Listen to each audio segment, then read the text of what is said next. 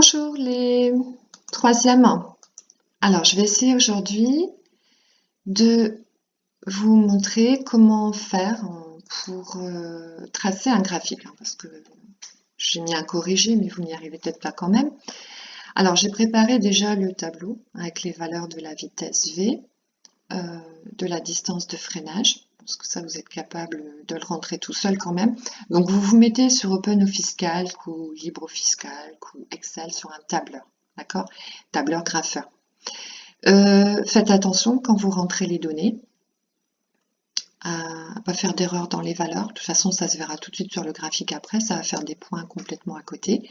J'ai rentré aussi la valeur 0, puisque s'il n'y a pas de vitesse du véhicule, il n'y a pas de distance de réaction, de distance de freinage, ni de distance d'arrêt. Et ça fera un meilleur rendu pour le graphique. Alors, on doit déjà calculer la distance de réaction. La formule était donnée dans l'énoncé. La distance de réaction, ça va être la vitesse en km/h divisé par 3,6. Pourquoi? Parce que V égale D sur T. Donc D, c'est V fois T. T vaut une seconde, c'est donné dans l'énoncé, c'est le temps de réaction normal pour quelqu'un en bonne forme. Et V, la vitesse, est en km/h. Il faut donc la mettre en mètres par seconde pour que les unités soient compatibles toujours. 1 km, c'est 1000 mètres. 1 heure, 3600 secondes. Donc 1 km/h, c'est 1000 mètres sur 3600 secondes. 1 km/h, c'est 1 sur 3,6 mètres par seconde. Donc, si vous voulez mettre la vitesse en mètres par seconde, il faut diviser par 3,6 et on multiplie par une seconde. Donc, en fait, distance de réaction, c'est V divisé par 3,6. Alors, on va rentrer ça ici dans la case. Donc, dr, c'est égal à la vitesse divisé par 3,6. Voilà. On va copier et on va appliquer cette formule à toutes les autres cellules. Voilà. Alors, ça fait des valeurs avec plein de chiffres. C'est pour ça qu'on vous demandait aussi d'arrondir. Bon, on le fera après. Là, on va garder tous les chiffres pour faire les calculs. Donc, la distance de freinage n'est pas à calculer, les données dans l'énoncé. Distance d'arrêt, c'est très simple. C'est la distance de réaction plus la distance de freinage. Voilà. On copie cette formule et on l'applique à toutes les autres cellules. Voilà, bon, maintenant on va arranger un petit peu ça. Donc vous avez ici un outil pour enlever des décimales. Je crois que c'est des nombres entiers qu'ils veulent. Donc on va faire des nombres entiers. Pareil pour ici. Allez, on réduit jusqu'à voir. Voilà, des nombres entiers. Pas trop réduits quand même.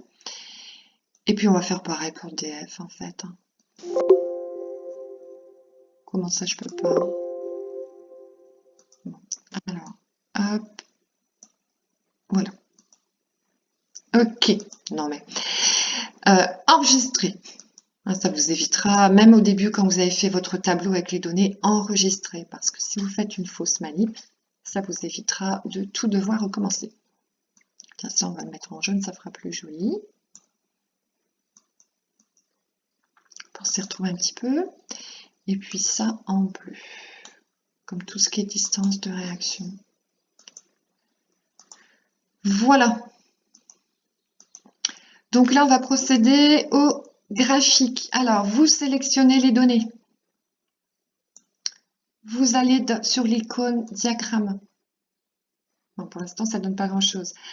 Alors, vous choisissez le modèle XY dispersion, c'est nuage de points.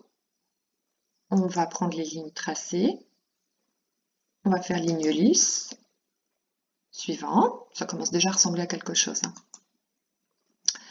Écoutez, tout ça, c'est très bien. Suivant. Alors, n'oubliez pas de mettre un titre. Donc, évolution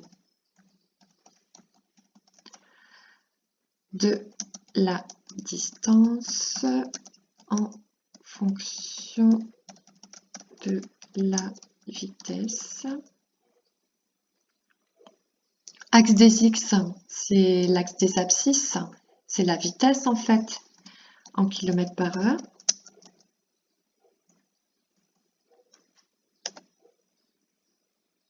Allez, on va taper vitesse V, kilomètres par heure. Et puis l'axe des Y, donc distance parcourue en kilomètres, en mètres, pardon. Voilà. On va garder la légende, parce qu'il y a quand même 3 courbes sur un seul graphique. Regardez, évolution de la distance. J'aurais pu mettre parcouru. Bon, non, c'est bien comme ça, en fonction de la vitesse. Voilà, terminé. Et votre graphique est fait. C'était pas compliqué. Allez, essayez de le faire tout seul maintenant.